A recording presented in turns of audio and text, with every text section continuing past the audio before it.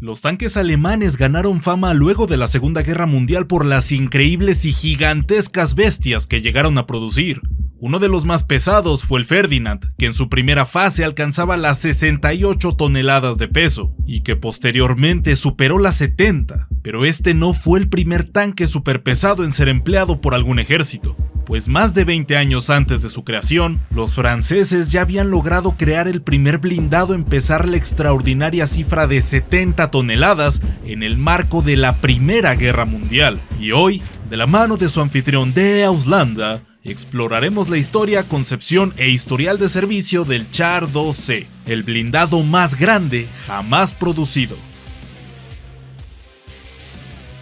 La aparición de los primeros tanques en el campo de batalla en 1916 marcó un punto de inflexión hacia la guerra moderna, pues eran máquinas diseñadas con el propósito de evitar el estancamiento de los ejércitos a la hora de avanzar por las líneas defensivas enemigas. Desde su concepción estaban pensados para ser virtualmente invulnerables a las armas de infantería, solo que había un problema. Si bien se conoce a la Primera Guerra Mundial como la Guerra de las Ametralladoras, también se le podría llamar fácilmente como la Guerra de la Artillería, pues la misma estaba presente en todos los frentes y su importancia fue gigantesca, además de que eran armas capaces de perforar a los tanques de aquella época. Los FT-17 y los Mark I, vehículos que cumplieron su propósito, pero que seguían siendo presas fáciles para la mayoría de artillería ligera, razón por la cual fue también prioritario aumentar el blindaje de estos vehículos. Previo a la batalla de Somme en 1916, el general Léon-Augustin Jean-Marie Moret otorgó un contrato para el desarrollo de un tanque pesado usando como fábrica un astillero, remontándonos al origen naval de los tanques como cruceros de tierra. Aunque para este momento no había mucho interés en el desarrollo de un aparato como este, y esta actitud se mantuvo hasta que los tanques británicos tuvieron su bautismo de fuego en la ya mencionada batalla de Somme, y al ver el éxito inicial del arma, la cual hizo huir despavoridos a los alemanes, los esfuerzos para crear más y mejores tanques se redoblaron. En enero de 1917 se tenía la primera maqueta lista de lo que sería en un futuro el Char 2C, el cual seguía las especificaciones de Albert Thomas, el entonces ministro de armamento que había encargado hacia finales del año pasado la construcción de un tanque superior al de los británicos, y en un esfuerzo por intentar mejorar este modelo, los franceses pidieron en algunas ocasiones a los británicos que les entregaran una unidad suya. Sin embargo, las peticiones fueron ignoradas. Los detalles del tanque que Thomas había especificado era el peso, el cual debía ser de 40 toneladas, ser inmune a los proyectiles de artillería ligera, oponentes comunes en los campos de batalla de la Gran Guerra y además de esto, ser capaz de cruzar trincheras de hasta 3,5 metros de longitud. El prototipo inicial tenía contemplado tener un blindaje máximo de hasta 35 milímetros, un cañón de 105 milímetros en una de sus torretas, y lo más sorprendente es que tendría un peso estimado de 38 toneladas, una estimación muy optimista de lo que terminó siendo el tanque en su modelo de producción. A pesar de contar con el pleno respaldo del ministro de Armamento para el desarrollo del programa de tanques pesados, un concepto que se estableció en 1917, el Char 2C estaba programado para completar sus primeros modelos hasta marzo de 1919. Sin embargo, y como todos sabemos, la guerra finalizó en noviembre de 1918, y si tomamos en cuenta que el pedido inicial fue de apenas 300 unidades para el Char 2C, resulta sumamente escaso en comparación a las casi 8,000 unidades que se habían encargado para este momento de la historia del Renault TFT. Dada la situación postbélica, el pedido de los blindados franceses fue cancelado, sustituyéndolo por uno de tan solo 10 unidades, y aunque esta cantidad era limitada, considerando el contexto de que la guerra ya había concluido, se puede afirmar que fue un gasto innecesario, pero que fue influenciado por distintos motivos. El tanque que finalmente salió de las puertas de las fábricas tenía un máximo de 35 milímetros de blindaje que se encontraban en el frente, 22 milímetros que protegían sus laterales y 6 milímetros en la parte trasera del vehículo. Su arma principal fue un cañón de 75 milímetros modelo 1897 adaptado para este vehículo, además de 4 ametralladoras de 8 milímetros modelo 1914, y respecto a sus dimensiones, alcanzaba los 10.27 metros de longitud, 3 metros de anchura y poco más de 4 metros de altura. En el primer prototipo se utilizaron dos motores Maybach que, en principio, se usaban para potenciar zeppelines alemanes, pero estos motores fueron capturados, por lo que para su producción se utilizaron modelos fabricados en Francia con prestaciones similares, llegando a impulsar este vehículo a unos impresionantes 15 km por hora de velocidad punta gracias a sus 250 caballos de fuerza de cada motor.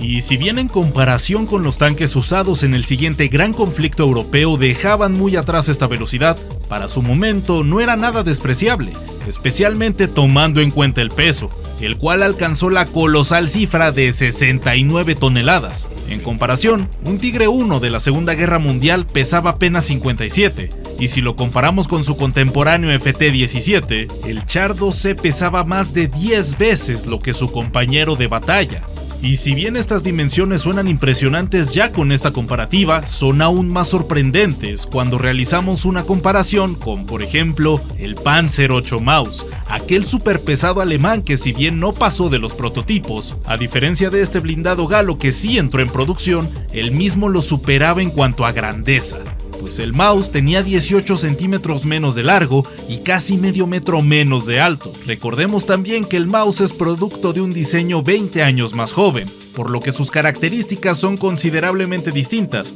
y pese a esto, es impresionante el coloso que los franceses estaban buscando destinar en el campo de batalla de la Primera Guerra Mundial.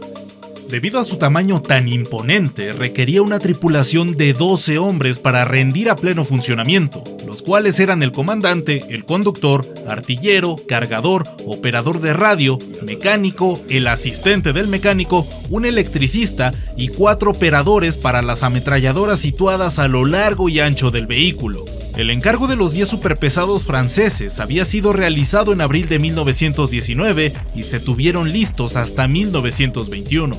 Si bien este tanque no había estado listo para combatir en la Primera Guerra Mundial, había cumplido su tarea de cruzar grandes trincheras, pudiendo superar la meta inicial al cruzar trincheras con un máximo de 4 metros de longitud, además de que podía sumergirse hasta 1,40 m sin que esto trajera consigo alguna falla. Si este tanque hubiera entrado en combate, sin duda alguna hubiera tenido una de las mejores prestaciones del conflicto, pero gracias a su aparición tardía terminó siendo superado rápidamente en los años 30, por lo que su blindaje frontal fue reforzado hasta los 45 milímetros en 1931, pero seguía siendo vulnerable a los cañones anticarros del momento, por lo que su uso terminó siendo el de la propaganda.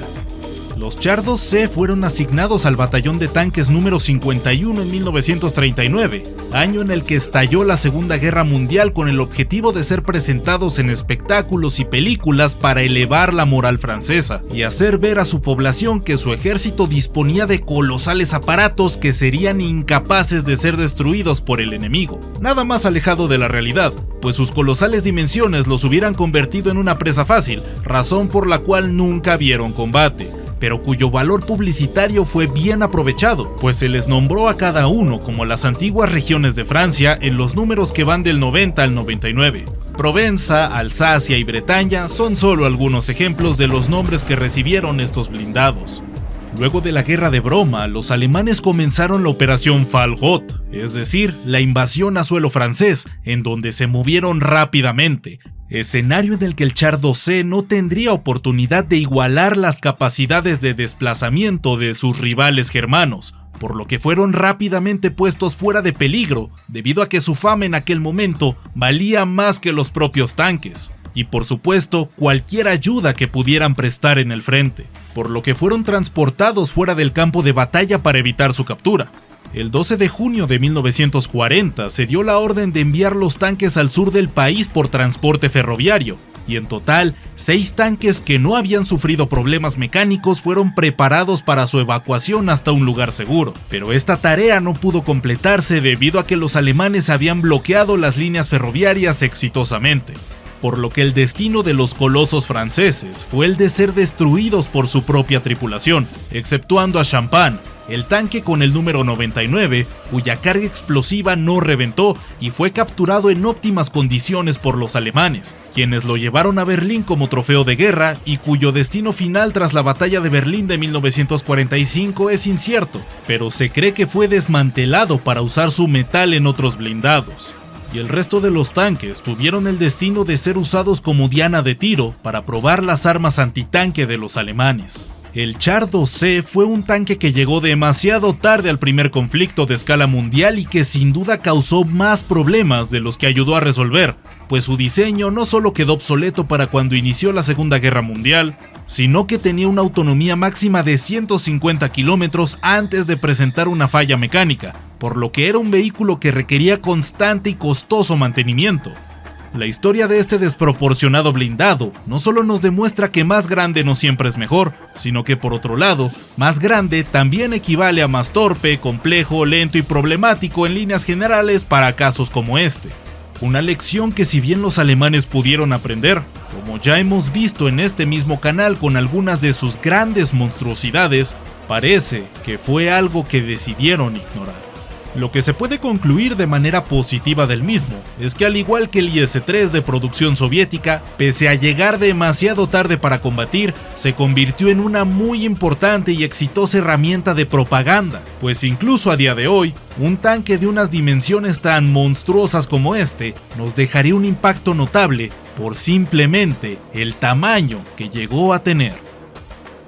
Y esto fue todo por esta ocasión, espero lo hayan disfrutado y si fue así, los invito a seguir viendo más contenido histórico en este mismo canal. Antes de irme, quiero agradecerle a los fabulosos miembros, quienes a través de su apoyo monetario me permiten seguir trayéndoles más y mejor contenido. Así que le mando un saludo enorme a Choc Cabral, Esteban Der, Cap Ryan, Juan Pablo Rojas, Tucus, Henry Gael, Jorge García, Lorena Lo, Hyper Souls, CDM Oficial, Lee Not, San Molina, Marcos Gallardo, Nahuel Ruiz, Matías Crespín, Benjamín Mardones, Geo Aguilera, Jamaicus, Serafín Paniagua, Chocolate, Némesis, Calaverita, Renato Ángulo y Joel Aldair Hermosillo. Sin nada más que añadir, los acompañó de Auslanda despidiéndose, y ya nos veremos en el próximo combate.